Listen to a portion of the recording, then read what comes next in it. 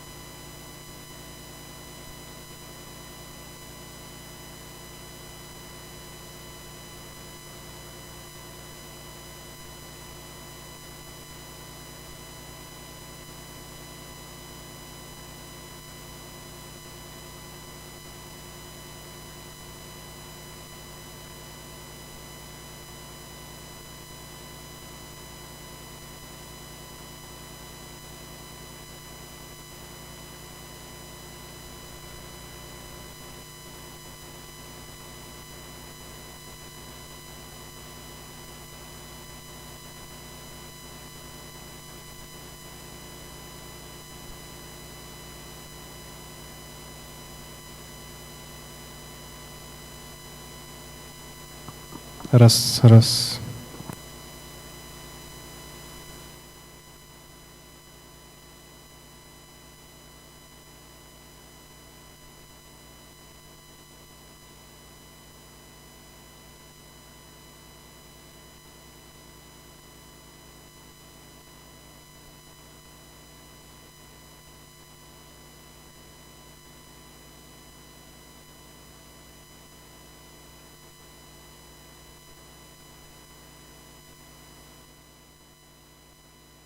Raz, raz.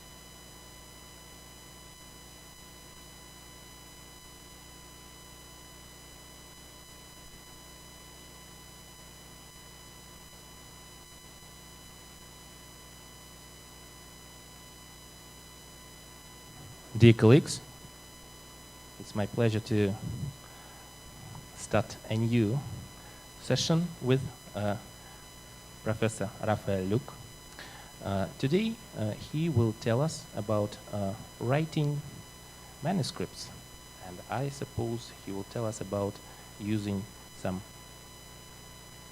artificial intelligence skills. Tomorrow, just okay. Today and tomorrow. Professor Rafael Luque became highly cited researcher several times, and that's a very big award, and it's outstanding thing to get this several times. How many? 5 times. So 5 times he became a highly cited researcher. So Professor Luque surely knows how to make a really good manuscript. So please, the stage is yours. Thank you. Thank you. Thank you, Alexei. It's a pleasure to be back once again here in Ruden. So, good morning to everybody. Is there a possibility to have a laser? Yeah, and also the slide passer. Yeah, this is good. Okay, but it's not working as usual. Not working as usual.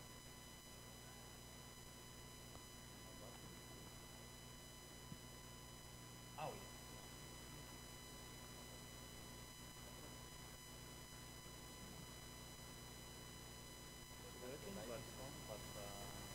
Okay, the pointer is working.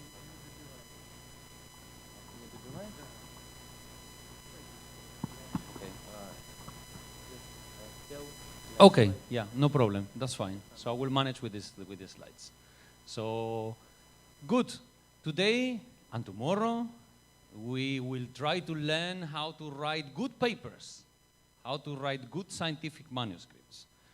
Not only based, of course, on improving our writing skills, but also on utilizing different artificial intelligence interfaces that are available these days, including ChatGPT. It's not the only one, but it's an interesting one. So ChatGPT, you will find it's a very interesting and useful tool that will also improve your English writing skills in this particular aspect. So in the first few slides, what I have always, it's an introduction of my beautiful city and my beautiful country, of course.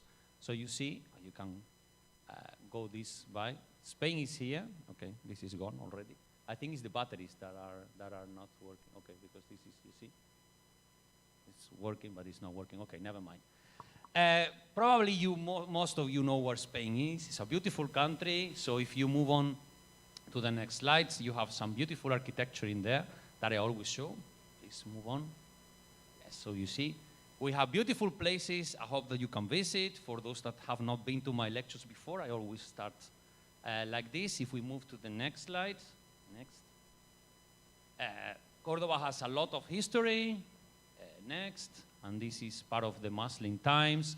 You have very beautiful photos, scenery, very romantic places to go with your boyfriend, with your girlfriend, with your wife, with your husband. Next. Okay, good. And then we are very proud, of course, of our food. So this is something that I hope that you can try. Jamón, not suitable for vegetarians, but for all others. And there are some nice vegetarian dishes also available for other people. So, okay, we move on. And now we start, of course, the course itself. Move on with this, that's fine. Please. Next one. So here is my dear Professor Leonid Voskresensky. Leonid, if you are online, hello, greetings. So this is the life of a professor at university. As you see, we are too busy doing too many things at the same time, okay? And for us, of course, scientific writing, it's an important part of our activities. So we need to be able to improve our scientific writing, as you see in here, in this part, At the same time as we are marking exams and preparing projects, doing some characterization and analyzing some equipment in the lab, teaching and doing many other things at the same time. So our life is not easy. And what I will try, not only for professors, like my good friend Alexi and Alexander, that is also at the back, good to see you again. We will try, of course, and I will do my best to facilitate the life of professors here at Ruden, but also of students that are starting to write their first scientific manuscripts in order to accelerate and improve the way that we write papers. So, okay, previous one. So this is an outline of what we are going to see between today and tomorrow. I will start very quickly on the aims of the course and why do we publish, and then the types of scientific contributions. So this course, it's very short, very packed, very condensed. I will focus mostly on scientific manuscripts, but perhaps in the future I can come once again in the many times that we will be able to see each other in the coming years. And I can perhaps teach a short course on patents, for example, on IP licensing. That is another thing which we have also significantly contributed in the past few years. So we will see a number of general criteria for acceptance of publications, of papers. Today is actually a good day and a nice day, a day that I will remember, not only because I'm here, because of the course, but we got very good results recently with one of the projects that I had. And this morning, before coming here, I have submitted one of our latest papers to Science, the journal Science. So, if it's eventually accepted, I will remember this day in Ruden, the course and everything, because this is something that of course, complies with what I'm going to be showing you today and tomorrow as part of the course. So for those that are not too familiar with manuscript preparation and the different stages in a manuscript submission, contacts with editors, and so on and so forth, I'm going to provide, of course, an overview on the manuscript from the preparation to the final acceptance. So what is and how is the interaction with the editors, with the journals, what do we need to prepare, how do we need to prepare things in order to maximize this interaction with the editors, and then the critical steps for the preparation of a scientific manuscripts before you actually start writing and preparing. Last but not least, the different parts of a scientific papers in order to maximize your writing skills and to improve your writing skills. So this is actually very important. We will get to see from the different parts of the manuscript itself. And I hope that after these 2 days, you will be able to streamline your future manuscript writing and submissions in the near future. So if we move to the next slide, so quickly, this is the aim of the course, okay? This is even an outdated version because that was a long time ago. That was for me a long time ago. Now I have more than 700 publications, so imagine. This was already a long time ago. But in principle, what my main objective, both for academics and for students that are already more or less familiarized with manuscript writing, is for you to be able to improve your writing skills and improve the time from today and in the future in the way that you write your scientific contributions. Maximize this period in which you will be able to write your manuscript and, of course, essentially accelerate the writing of the process. So if we move to the next slide, of course, click on several things, yeah, because in here, yeah, I should have, okay. So why do we publish? Why do you publish, Alexi?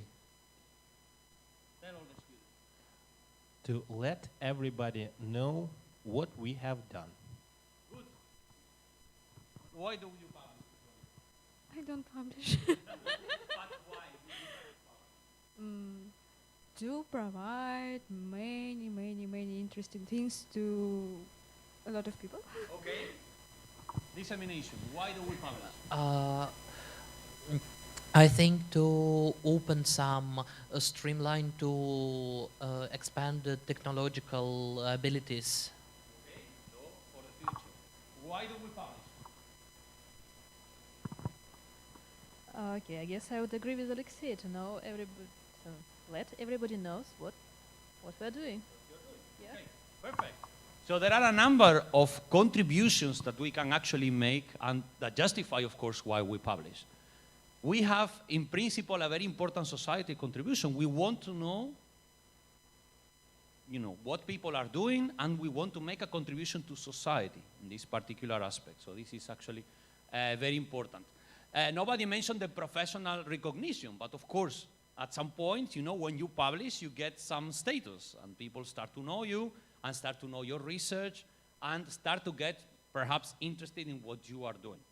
So there is an important professional recognition among your scientific peers. Of course, scientific advances is what most of you have already mentioned. So you want to be known, and you want to tell and to show everybody what you are doing. And, of course, to contribute to advancing science in your personal field and in your professional field.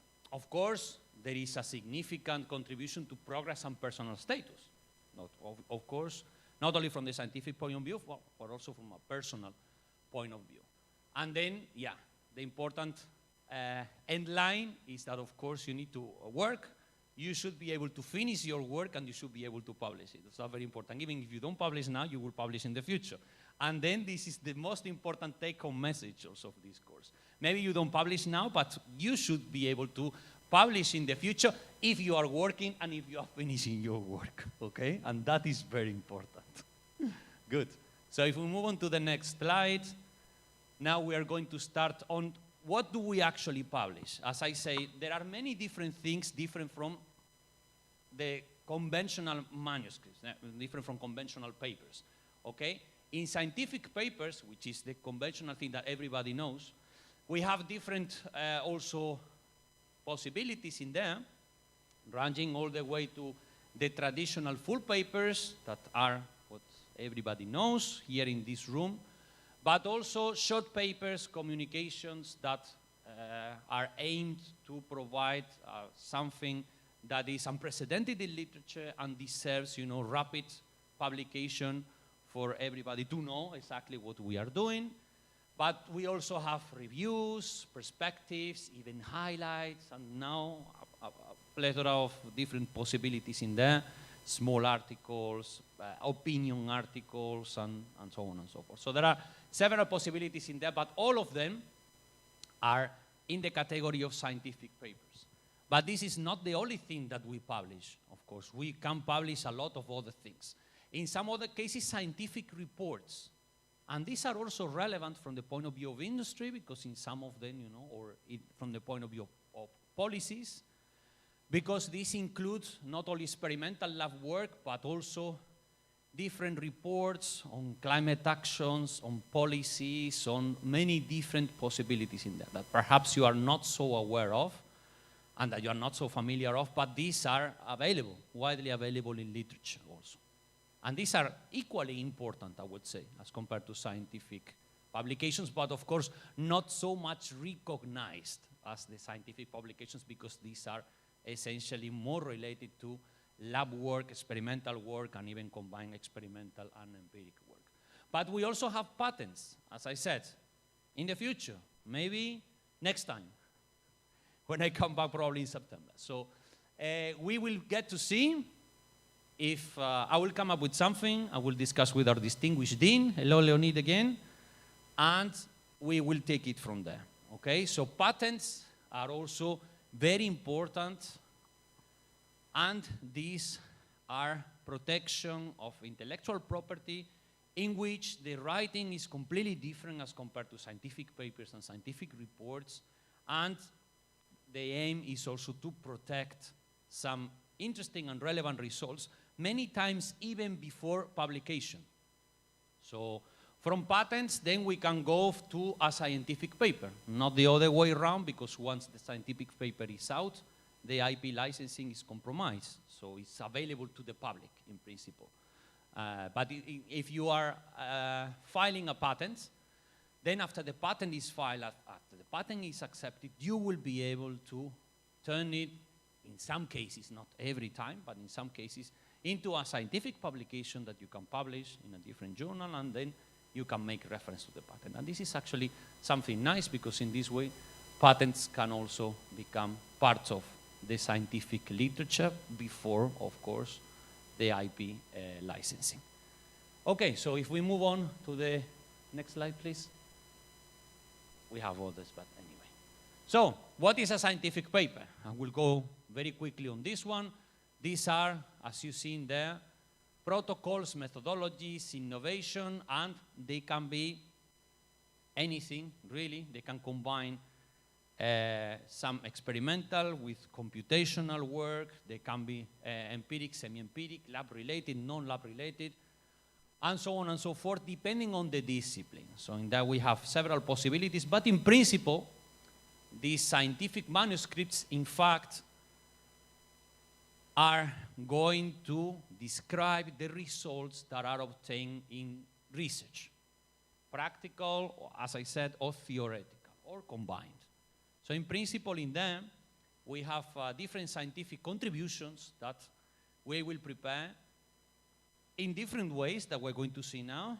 And my aim and my objective today as part of this course is for you to better understand what we have to do in order to improve this writing of the paper and maximize the chances for acceptance in a scientific journal. Excuse me. So, the requisites for acceptance of a scientific contribution are normally 4 that are highlighted there. 2 of them are pretty obvious, so I will comment just briefly, but this will not be the focus of my discussion today and tomorrow, that are originality and scientific quality. As you can imagine, of course, for a publication to be eligible to be published in a scientific journal, it needs to be something original. It cannot be something that is copied or that has little value, and it needs to have scientific quality. It needs to be scientifically sound, supported results with a good discussion, with literature, and so on and so forth. So these are the 2, let's say, most important aspects of a scientific publication, but something that I don't get into because I assume that everybody is doing good science, okay? So I assume that if you want to publish something, you're not going to copy the results or the idea from something else that is already literature. So you are going to adapt a methodology, or you are going to come up with a new possibility for a literature. But the 2 that come after these 2 are the most important in order to maximize not only the chances for publication of your article, but also its visibility in terms of the impact that it will have in the field, and then with impact comes citations, and in terms, of course, that the impact that is going to have, of course, on the different scientists that are working in the field or that will work in the field in the future. So these are the 2 most important. And this includes something that perhaps we did not pay too much attention in the past, but from now, you will have this in mind. You will remember this day that I was here and I was telling you, you have to do it in this way. Because it's very important to have a good clarity in the way that we present our manuscript, we present our science, we present our contribution. It needs to be clear, it needs to be understandable, it needs to be not confusing, certainly, and it needs to have also an appropriate structure.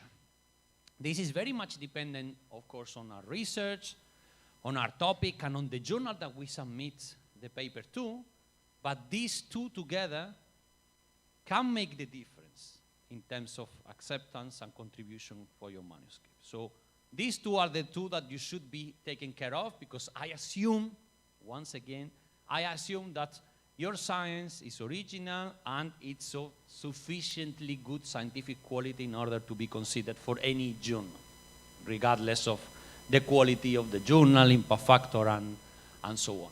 So if we move on to originality and the scientific quality, as I said, I will go fast on these two. These are not the topic of today, because in principle, novel methods, novel protocols, results, something that is creative, innovative, this should be part of your research, and of course, discoveries or innovative research somehow could also be related to this. So I assume that this is the case for all of you. So if you're writing a paper and if you want to publish, it's an assumption, but it's normally the case. I mean, the scientific research that you are doing is innovative or novel somehow, up to some extent. The extent of which, of course, will depend on the journal that it will eventually land and it will be eventually published. But in principle, this is clear, as well as the scientific quality of our manuscript. So this is something that, in fact, we need to care a little bit more about, because, of course, we have good resource. Our research is scientifically sound, but we need to present well the data, we need to interpret well the data, we need to provide statistical analysis, deepness, results with substance, results that are sufficiently discussed, logically and detailed. So in principle, this is something that it's also assumed that is fine, but it's something that we need to pay a little attention to, okay? A little bit more as compared to the originality. So we need to have everything in good shape in order to proceed to the second two, that in fact are going to be the most important for the impact of a paper and for the journal in which it's going to be published.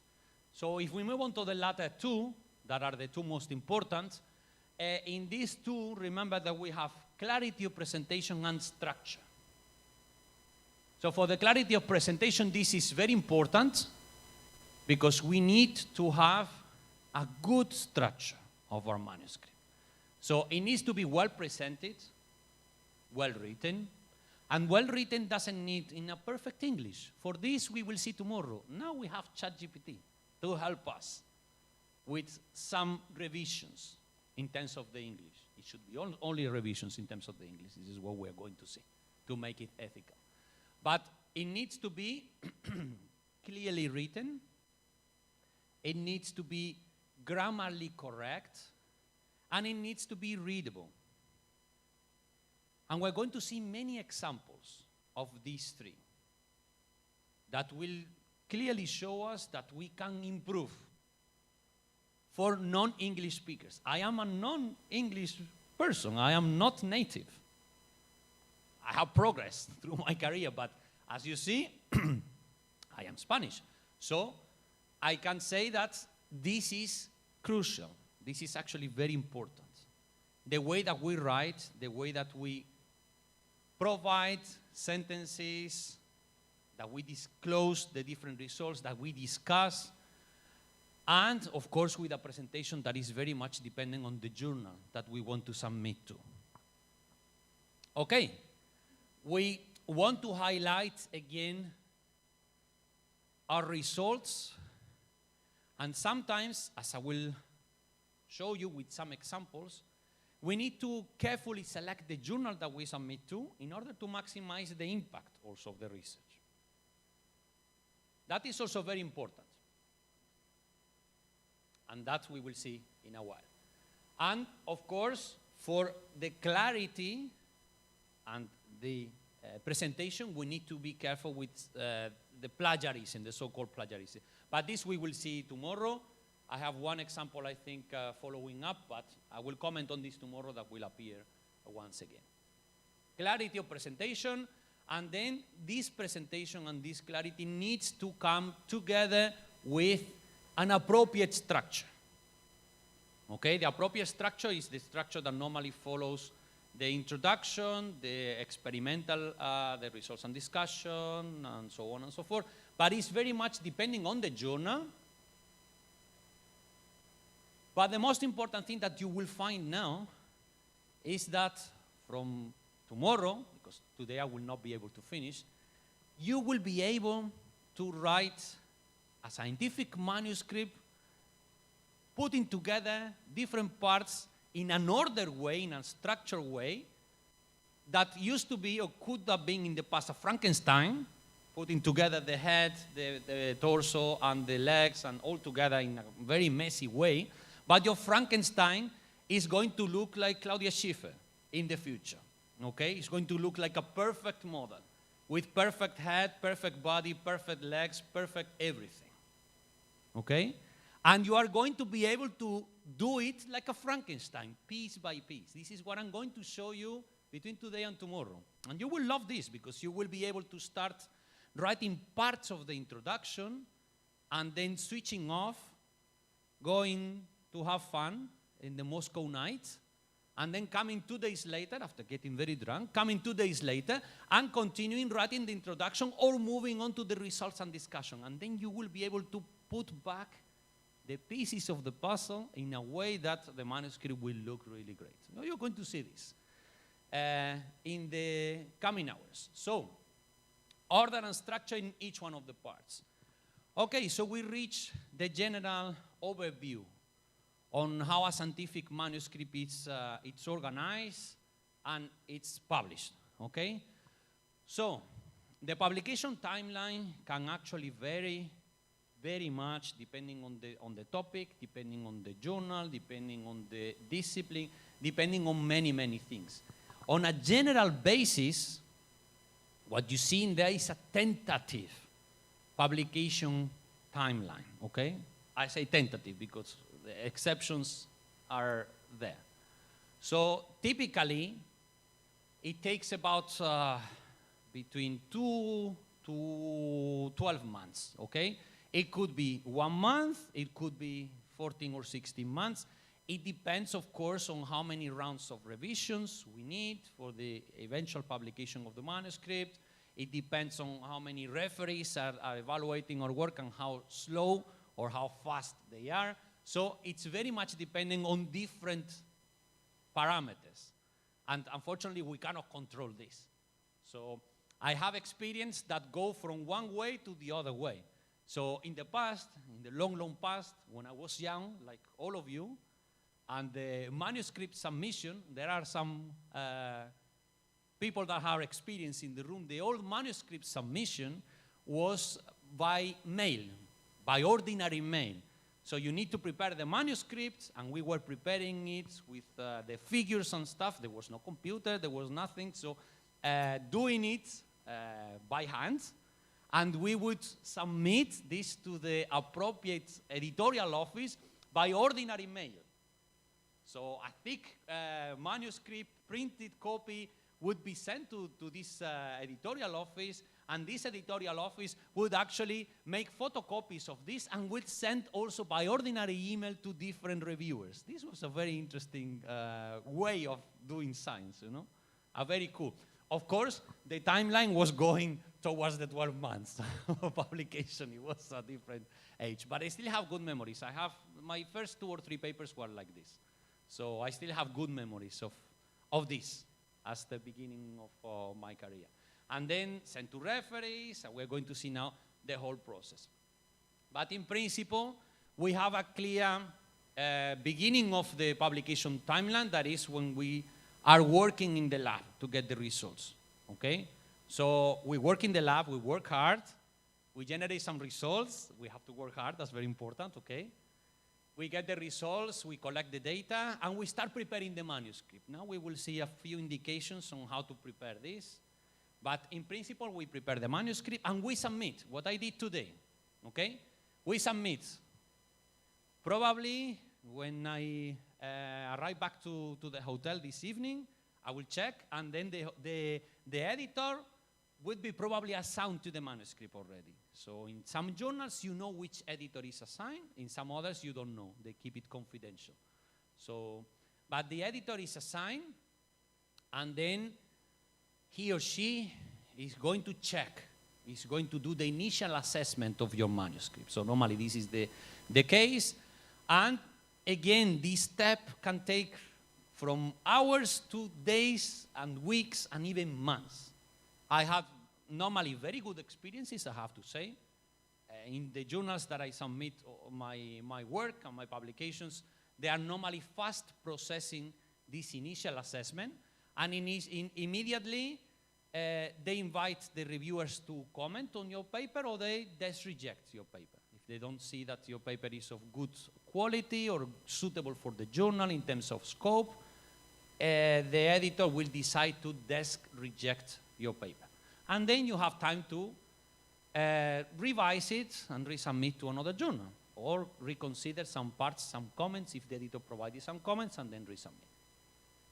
In other cases, this can take a long time, and it can be very frustrating because the manuscript is in limbo, and you don't know what is going on. It's with editor, that is normally the words that appear in the system with editor, but it can be with editor for months. So, and I hope that this is not the case. And the editor immediately forwards your manuscript to reviewers. So the editor normally decides to assign some reviewers to comment, and then ourselves as scientists, we act as reviewers of our paper.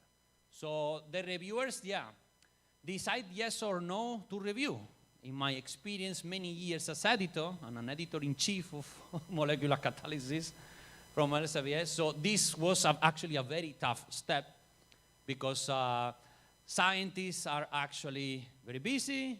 They don't have time to do this peer review. Sometimes it's not their topic, or they don't feel themselves qualified enough to submit some comments on the paper. So, as I say, for editors, this is a very tough step, because sometimes you need to invite many scientists in order to have 2 or 3. That is normally the appropriate number. 3 is appropriate, 2, I mean, depending on the case, in order to comment on your paper, okay? And then from there, then we will see a little bit more probably tomorrow. From there, the editor, in some time, and this is again reflecting back on the timeline for the publication, the reviewers can be very fast, can be normal, or can be very slow. Then if they are very slow, your paper is in limbo for many months. And then this is also a little bit frustrating. So it very much depends on the journal. And this is a take-home message that I tell to the audience at this moment, that it's good to select journals in which this publication timeline is relatively fast. So now these days, I think for pretty much all journals, you have a tentative publication timeline in the journal homepage. So you can check if this, I remember now one of the cases in which the publication timeline is very poor, I have to say. I'm very sorry. Journal of Hazardous Materials. It has a very high impact factor. Now I think it's almost 14, more than 10 for sure. But then in the website, they announced that the publication timeline is 14 months, more than 1 year. So, regardless of the impact factor and the suitability of the journal for my research, I would rather hesitate to submit my manuscript to this journal, where it will be in limbo for more than 1 year, when my research gets almost outdated.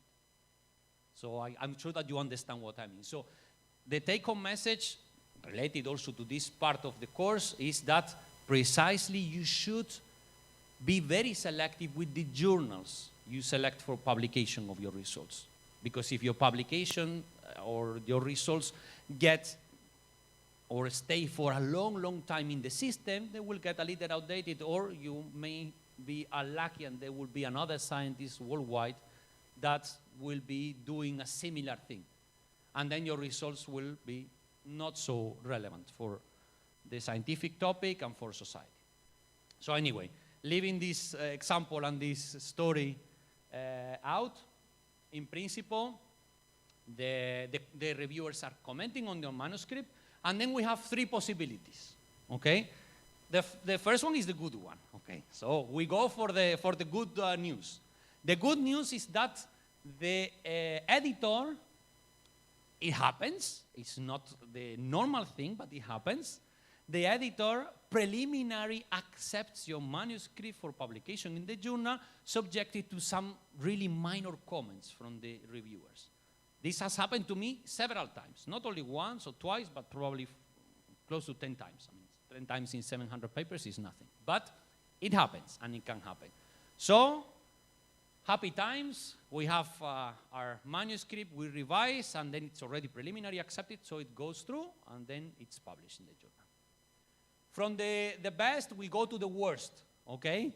So the reviewers are commenting on your paper, and for scientific, and unfortunately for other reasons, which is happening too often, also unfortunately, they recommend to the editor to reject your paper. And then the editor takes a decision, and then your paper is rejected. As I say, it can be a contribution of scientific, non-scientific, personal in here. We can have absolutely everything. So in principle, in here, what you will do is that you should revise the manuscript as much as possible according to the reviewer comments, and then resubmit to another journal. In some journals, in fact, they offer you the possibility to reject and resubmit. So you need to address several of these reviewer comments, and they give you the possibility to resubmit to the same journal. So it will not be a proper rejection, but like a kind of major revisions and resubmission. But they normally reject the paper because in this way they allow you more time. They allow you a few months in order to revise the paper appropriately. If the case is revised, of course, the time that you are given to revise the manuscript is limited. You can ask for an extension in most cases, but the time that you have for revisions is limited. It could be 3 weeks, it could be 1 month, but it would not be several months. The advantage that I see in this reject and resubmit, that it also happened in my career several times, is that you have the possibility to address all the reviewer comments in a timely fashion and without any stress. You have months to do this. Even in some journals, they give you up to 6 months or 1 year. So this is a good possibility that is open now in some journals. The normal thing, as I said, so the average response that you will receive from the editor is that you have to revise your manuscript. So revise with minor, with major, with very minor, or with very major. Regardless, it gives you an opportunity to, again, revise your manuscript in a limited time, do some additional experiments, reconsider some mechanistic insights, reconsider the part of the discussion, and introduce some other references, and so on and so forth. Revisions. And in general, this is a good way, of course, together with Accept. So we have the possibility to revise our manuscript, and then if revisions are allowed, then we have the possibility to revise, to resubmit, then the manuscript normally goes back to the reviewers, and then it moves to the next step, and the ideal case is that eventually our manuscript will be published. Okay, so I hope that this timeline is now clear, between 12 to 12 months. It could be, my record is 17 days, and my negative record is not even 1 year, it's probably 6 or 7 months. So it's good anyway. Normally, this is something that, of course, I'm particularly selective, because we would like to have our results published as soon as possible. Okay, and for this, again, the journal in which we submit is crucial, is critical for this particular purpose. So now we can move to the next slide, please. And yes, this is more or less what finally the peer review process looks like. So, okay.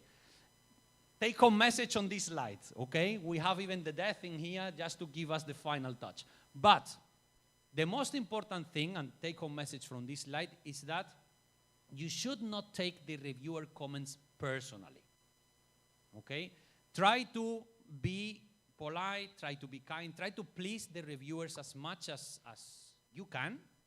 If there is something that is not obviously in good shape with the reviewer comments, you should rebut, but in principle, try to please them as soon as possible to avoid a second round of all of this, you know, because this will be just the first round, but there will be another line before the paper accepted, and then in essence, you need to be professional also. And if the reviewers were not professional to you, you should not behave like them. Okay? And this has been the case many times.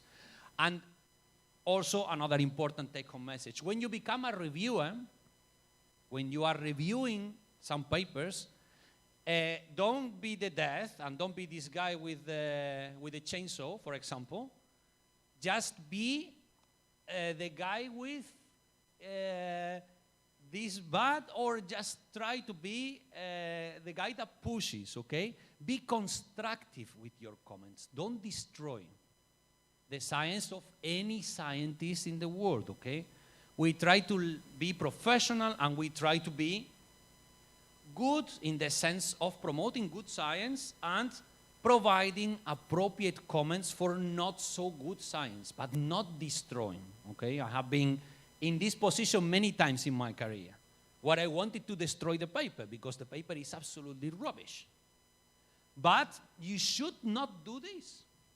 That is very important, because that sets a bad example to the authors. And at some point you need to empathize. You need to be able to empathize. So would you like to receive the same type of feedback, destroying feedback for your paper? Definitely not. So try to put yourselves in other skin.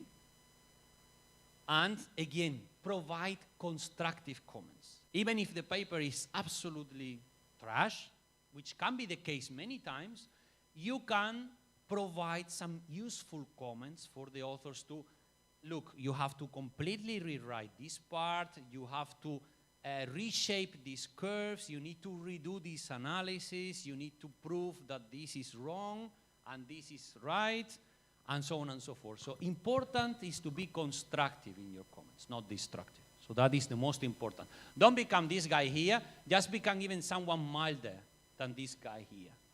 Just try to provide useful comments for the authors to be able to understand what they did wrong, or they did not right, and to improve the quality of the results.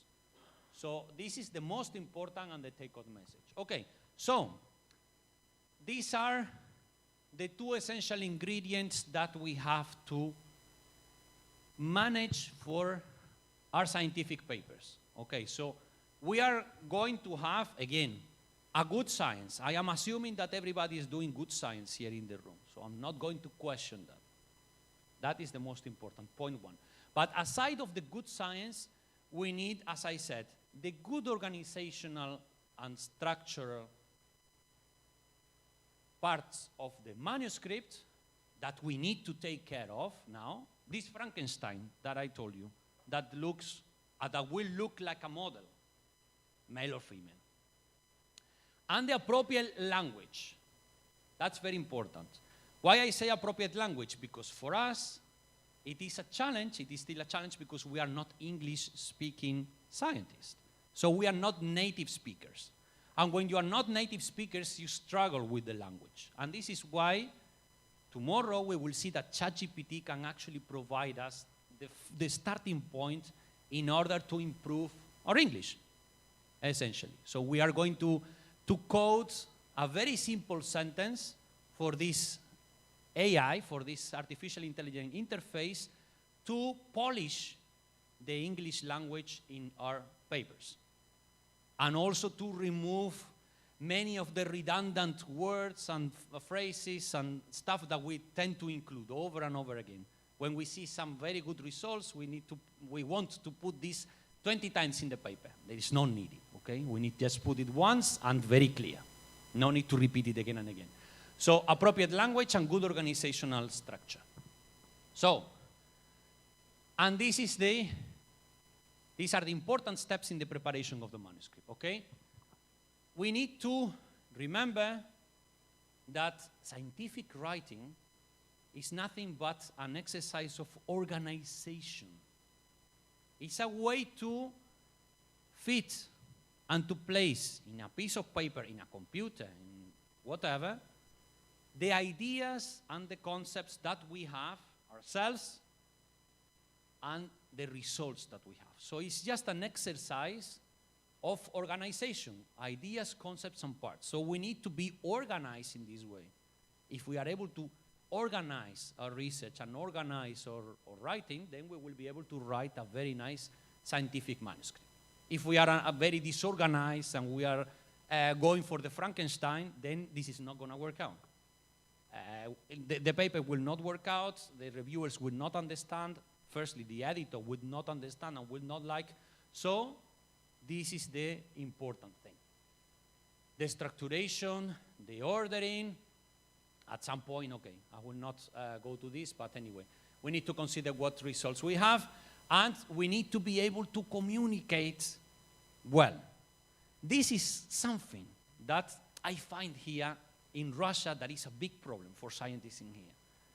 Russian scientists have a very strong background. They are very good in terms of the science that they do, very solid science, very solid discussions, very solid research, I have to say, which is excellent, but Russian scientists are unable to communicate well their science. And I'm very sorry to say this, but this is the case. In most of the cases, okay? So we need, I'm here, again, for you to better communicate your science, to better communicate your results. Because you are doing really outstanding science, but you are unable to sell it, appropriately to the public, to the community, in your topic. So the way to do this is to do it effectively, to do it simply, to do it in a very simple way, and we're going to see how we do this, clear, and again, with very simple language. And this is one of the advantages that ChatGPT can offer, because ChatGPT, in fact, without a brain behind, is nothing but a high school student. ChatGPT is actually useless without a brain behind. That's very important. Okay, and that's a very important take-home message in here. It's a very useful AI interface, but the way that ChatGPT writes is the style of a high school student, which in science is absolutely useless. What is the advantage of ChatGPT? That ChatGPT is native in English. So we can profit from this native English structuring and wording in order to become the brain behind ChatGPT to improve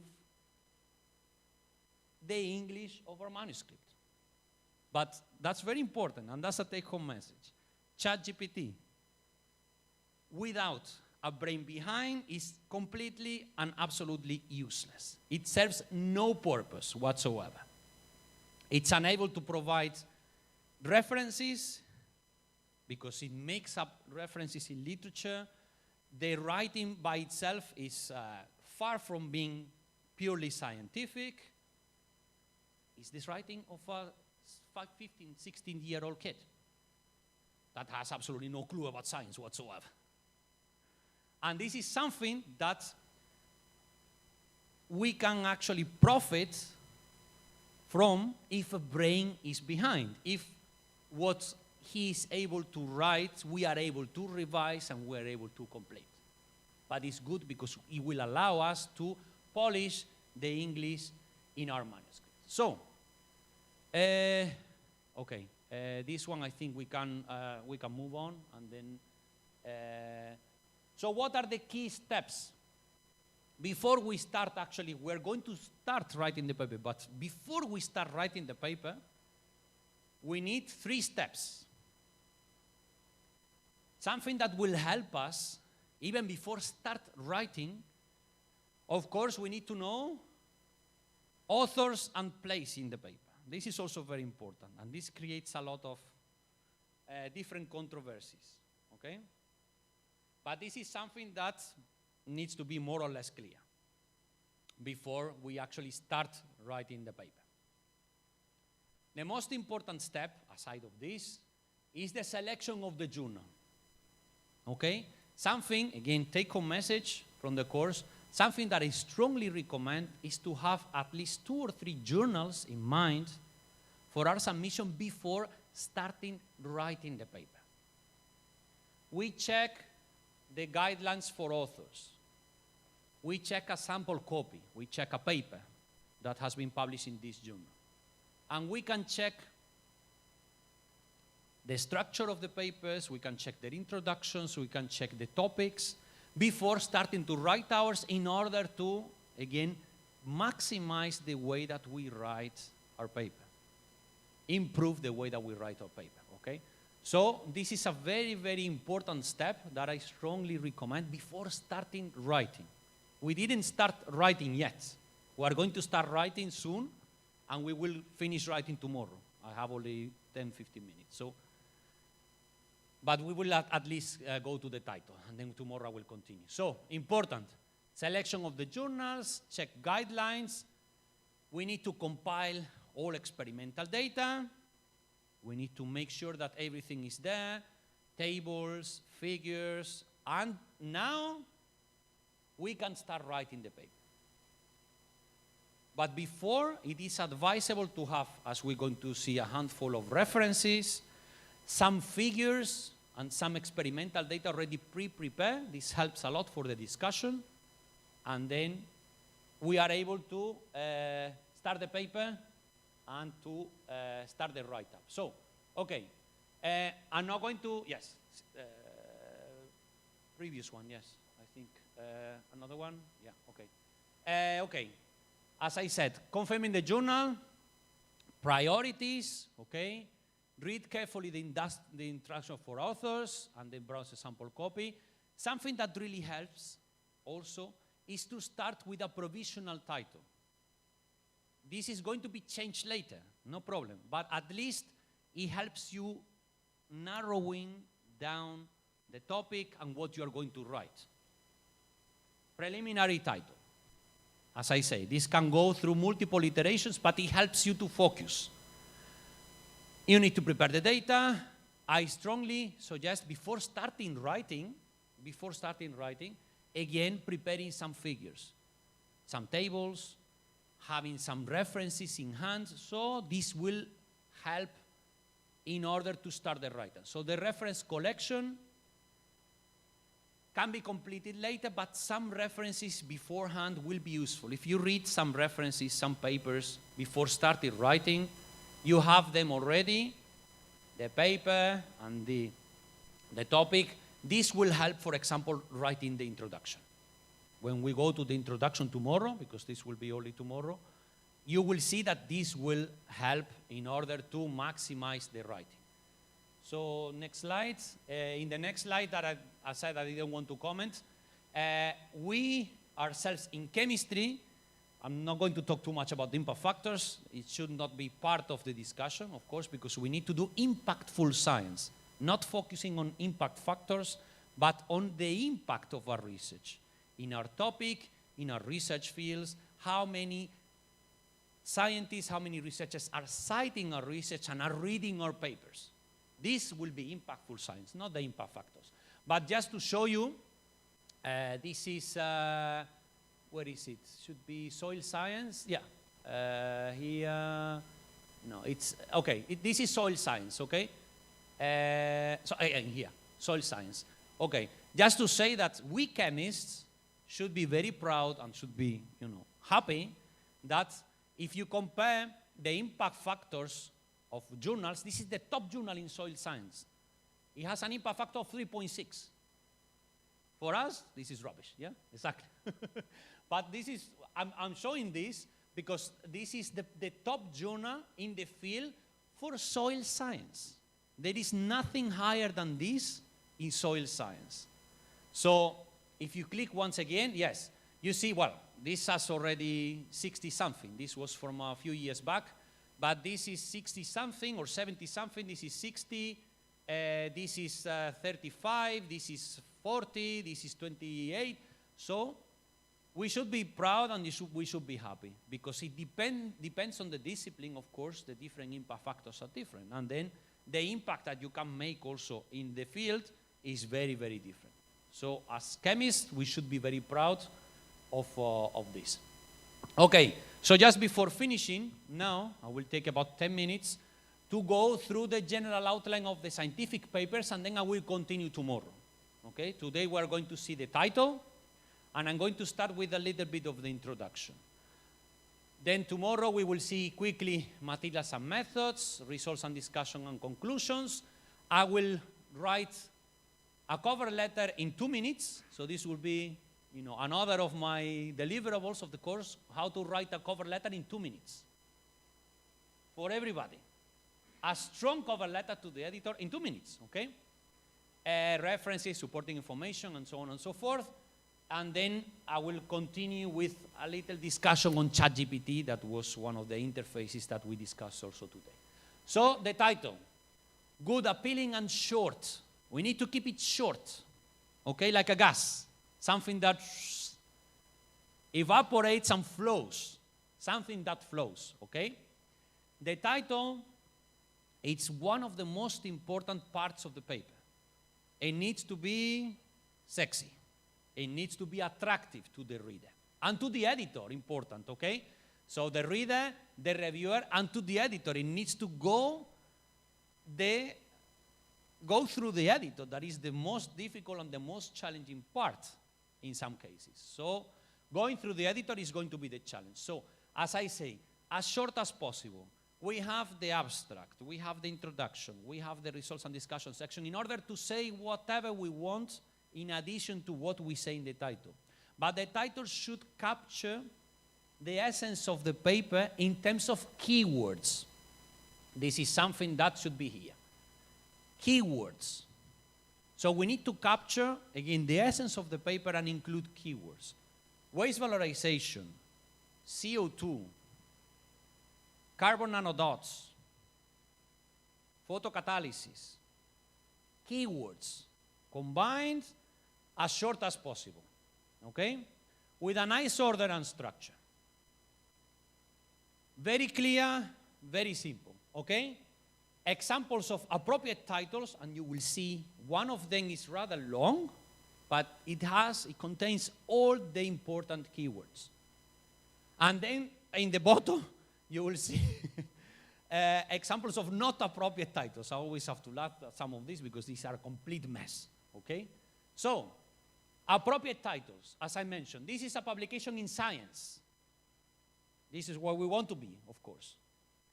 Valorization of biomass, deriving more value from waste. It could have been completed with a couple of more words, but in essence, everything is there. Biomass, valorization, waste, value.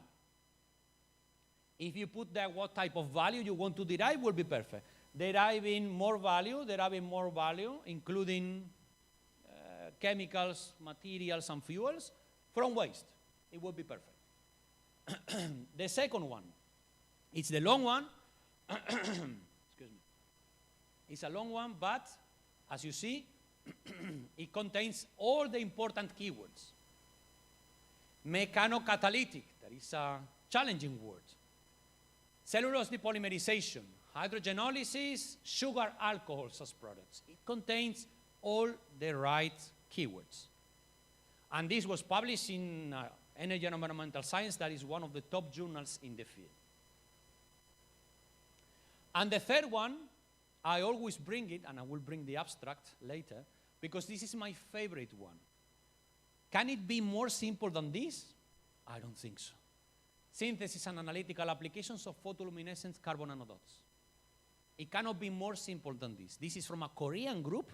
It's one of my favorite titles because it's very simple, but it contains absolutely everything. Synthesis, applications, photoluminescent carbon nanodots. So you actually don't need to do anything else. Everything is included there in terms of keywords. Examples of not appropriate titles. Messi, okay? And not the football player. Messy as hell. So in here, too many redundant words, ammonia boring, amine boring, lots of details in here. Well, double title in here, even an acronym and other things. So simple, right keywords, and short. Okay, that's very important. It's the first way, again, as I mentioned, to hook the editor. Then the reviewers, and then the readers, because you need to think all the way along the line. You need to think also in the future. When your paper gets published, you will need to hook the readers. to read your paper and to cite your paper, to make your paper impactful. And for this, you need to consider to have an appropriate title.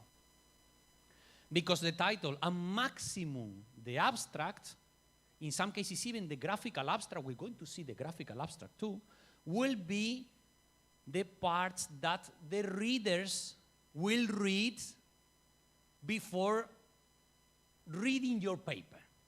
If they are not hooked up by title and abstract or graphical abstract, you lost one citation. But it can be many citations because people are checking the papers and they're checking the titles and the graphical abstract. If you're unable to hook the readers, you will lose many citations. So we are here to maximize the impact of our papers. So this is the way that proceeds with titles. If anyone has a title or has an abstract, tomorrow we can have some discussion, okay? I did not say this, it's a surprise. So if anyone is writing a paper at the moment, we can discuss, we can revise, and I can provide some suggestions. From title, and I will finish in 5-10 minutes, okay? We go to abstract, okay?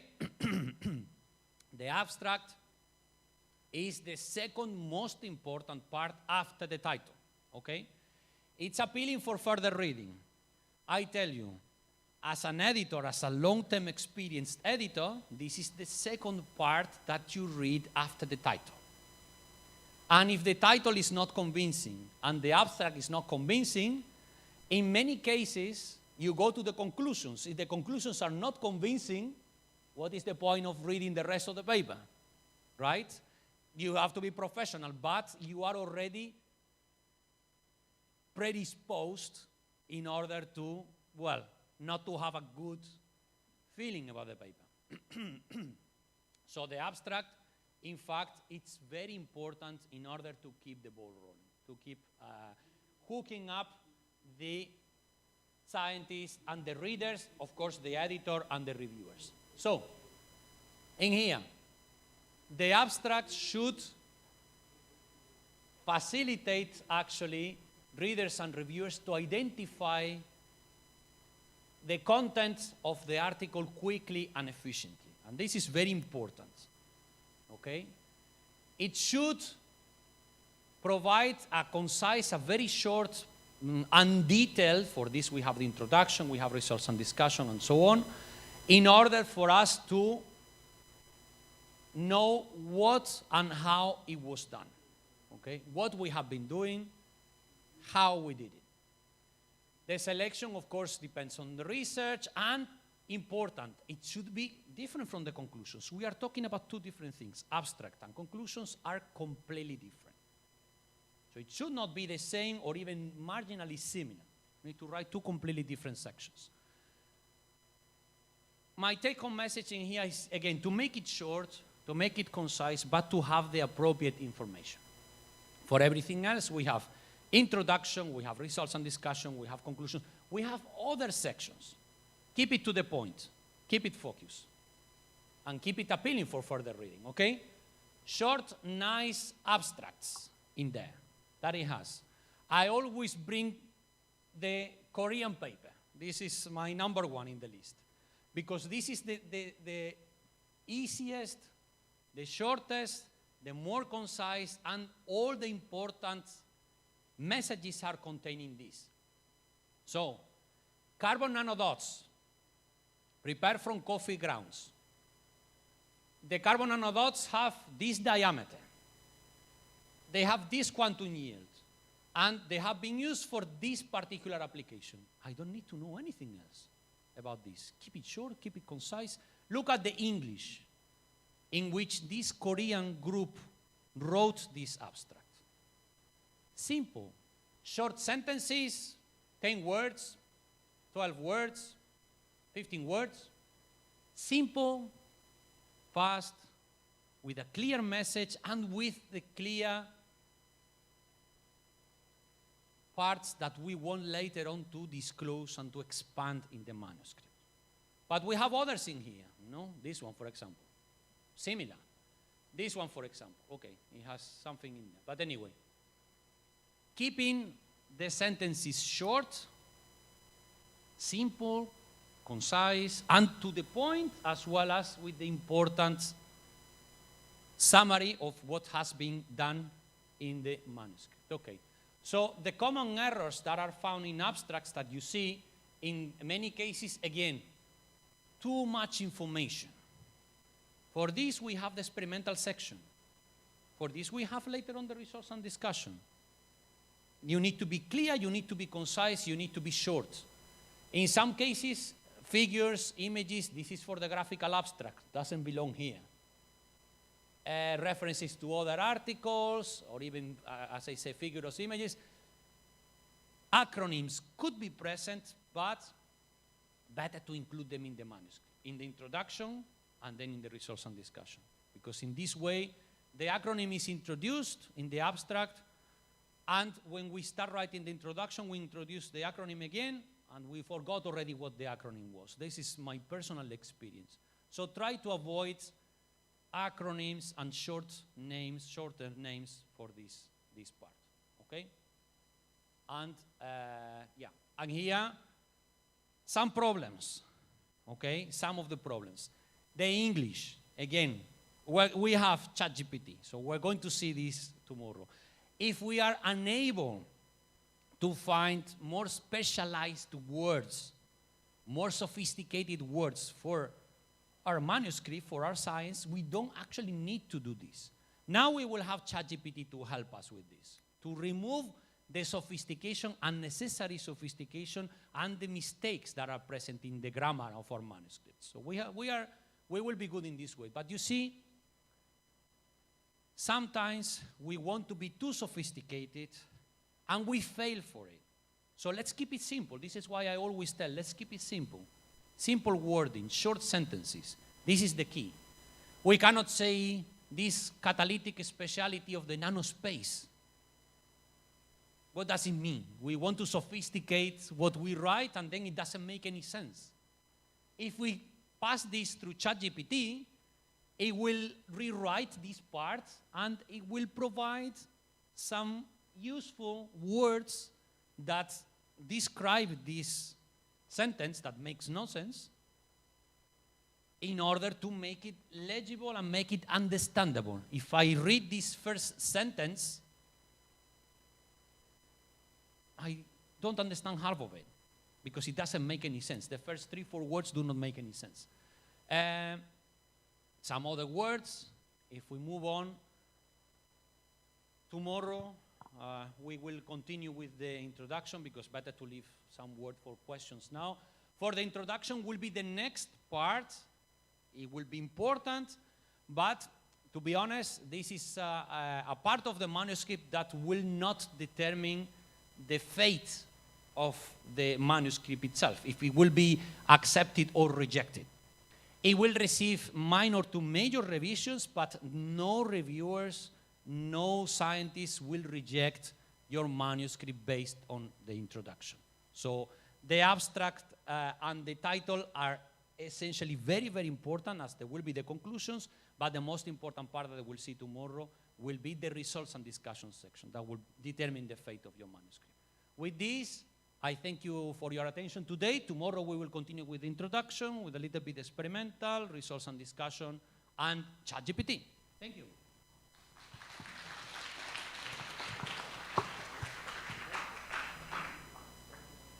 We have a few minutes for discussion. Yeah, a few minutes for questions. Please, your questions.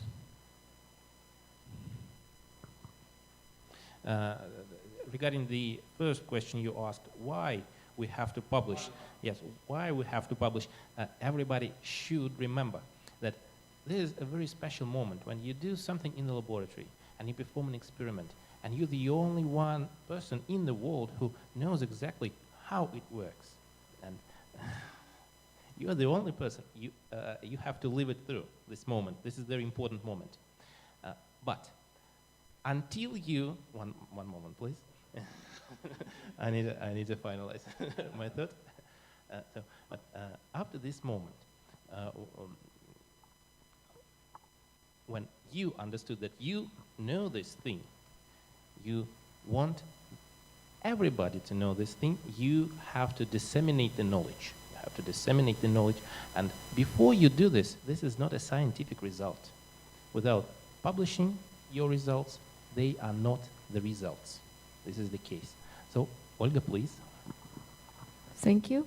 Thank you for your very interesting speech. I actually have two questions. Very good. First one, as far as I know, you are an editor in a lot of journals, I guess, yeah? And I have a very specific question. Are there a stop list of words which are irritating for reviewers and editors, which we do not need to use? Okay, this is a very good question, in fact. Congratulations. I think that's a fantastic one. There is not a list, of course, per se, but editors have already a handful of words, particularly in the very top-tier journals, that you shouldn't be using too frequently. These are nothing wrong that you can think of, okay, and you can use them, but in the top journals, very, very high tier, words like novel, innovative, unprecedented, you should avoid, okay? Especially in the title, especially in the abstract. You can use it at some places in the text without abusing, but in general, some editors and some reviewers are not particularly pleased with overselling statements. Let's call it this way, okay? When you say, this is a remarkable system, this is a very novel, for the first time, to the best of our knowledge, blah, blah, blah. This you should, not avoid, you can use, but minimize.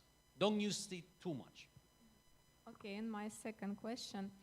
Today you focused on scientific papers. Yes.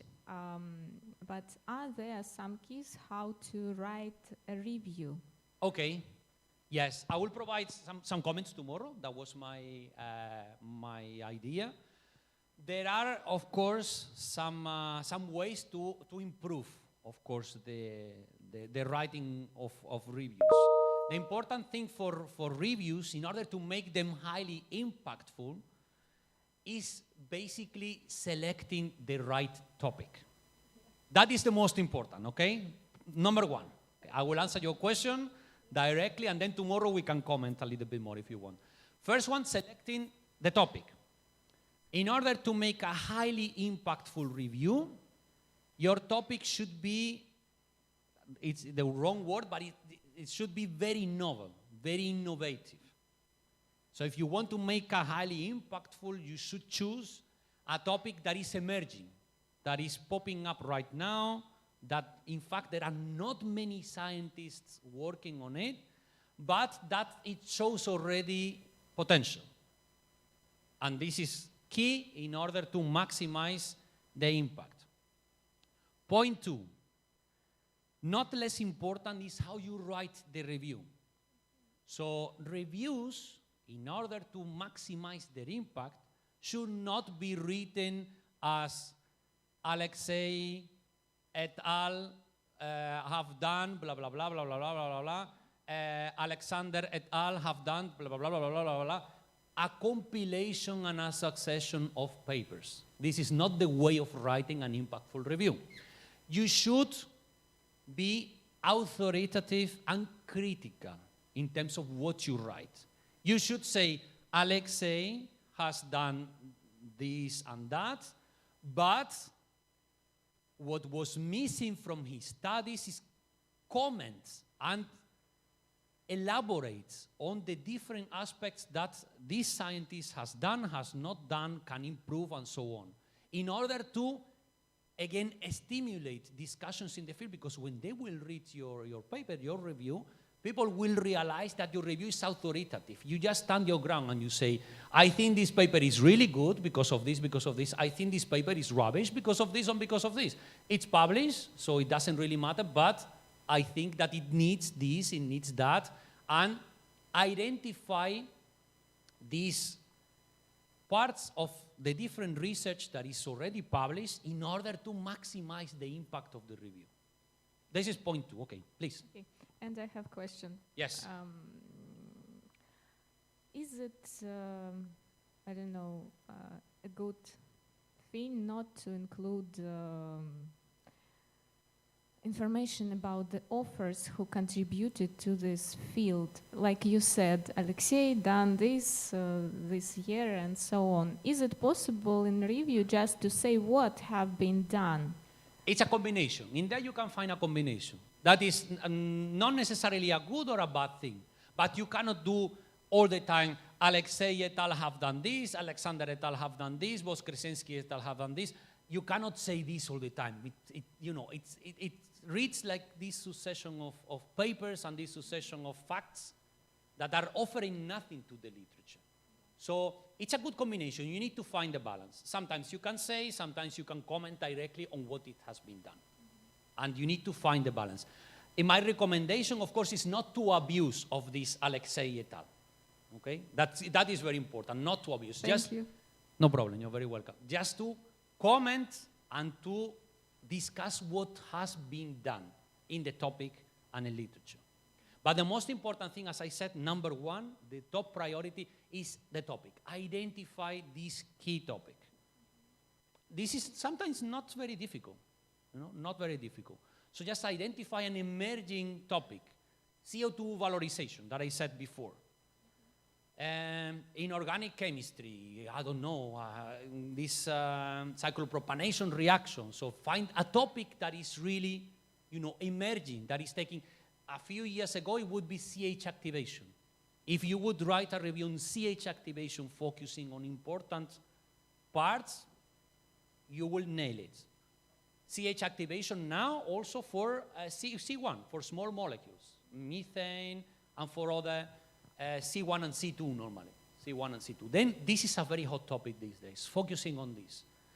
One of the topics that we are working with, I don't remember your face from the previous talks that I have given here, but one of our topics that we have is the waste to pharma concept, so waste to pharmaceuticals. This is a topic that was, yes, exactly, front line of research. So the first review on the topic is by my group. And it's published in one of the top journals in the field, Chemical Society Reviews, impact factor 60, but it's not relevant. But what is relevant is that in less than 3 years, it has received almost 100 citations. And it's just starting.